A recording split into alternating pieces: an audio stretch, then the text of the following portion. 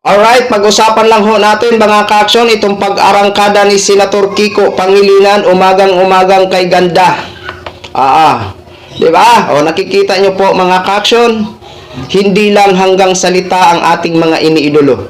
Hindi lang hanggang pangako kung hindi tinutupad ho talaga sa taong bayan ang kanilang mga pangako.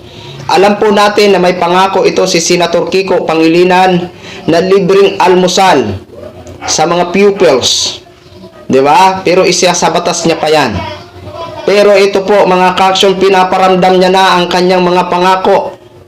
Diba? Ngayong araw ho mga ka-aksyon, ito yung sinasabi natin na huwag kang mangako kung hindi mo kayang tuparin. Diba? Tulad na lang ng pinangako ni Cayetano na 10K. Hanggang ngayon di pa naramdaman ng taong bayan yung 10K na yan. Matapos na lang ang kanyang termino, hindi natin alam kung matutupad niya ba ang pangako na 10K. Diba? Si Senator Marcolita during campaign nangako na libreng kuryente kung hindi aabot ng 2,000 ang inyong bill. Diba? Pero sa resolution mukhang malayo. Parang ang gusto niya lang doon ibababa ang singil ng kuryente. Correct me if I'm wrong. Pero sana naman kung ano po ang pinangako nyo, kung ano po ang binitawan nyo sa taong bayan, dapat yun po ang susundin nyo. Kung libre ang kuryente na hindi aabot ng 2,000, yun po dapat ang tuparin nyo dahil yun po ang inasahan ng mga bumoto sa inyo. Di ba? Ito po mga ka-aksyon, mga kakamping ko. Dito po sa distribution po ito ng libreng pabaon, libreng school supply sa mga estudyante sa Pugais Elementary School. Ngayong umaga lang ho ito mga ka-aksyon ha. Ito po, panoorin po muna natin ito.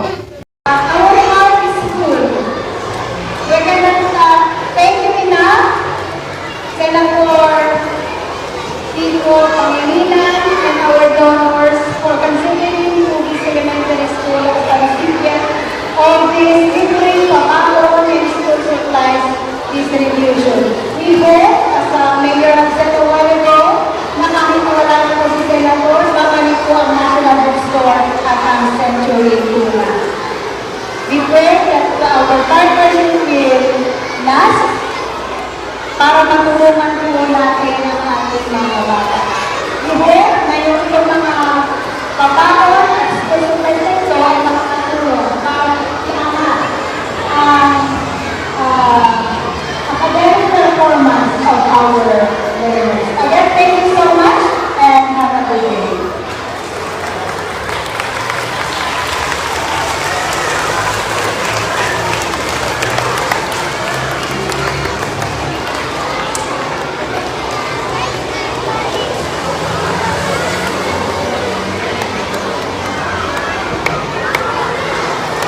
Let's say thank you to our Senator.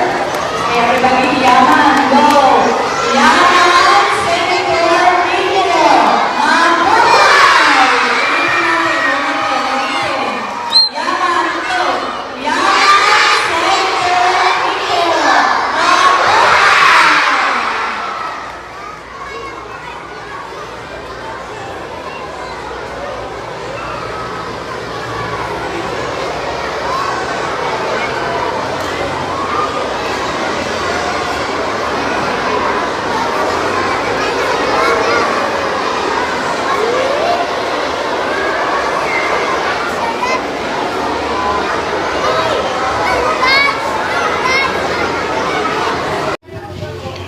Di ba napakaganda ho panoorin mga ka-aksyon na masaya ang mga kabataan na tumatanggap ng libreng pabaon, libreng school supply.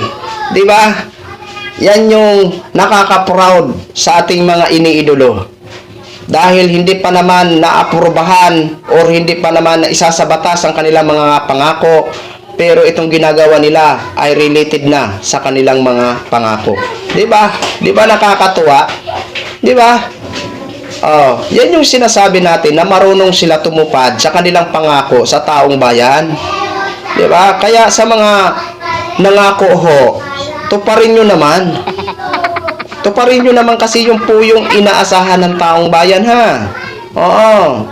Yan, sana po matupad yan ni Cayetano yung 10K bago ho siya matapos ang kanyang termino.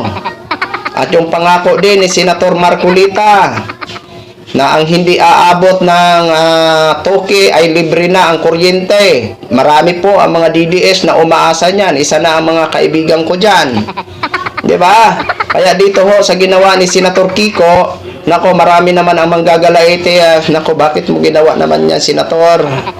Marami naman ang maiinggit niyan, lalong-lalo na ang mga kulukoy na mga DDS kag mga kulukay na mga DDS ay wala yang ginawa kung hindi pambas ng pambas.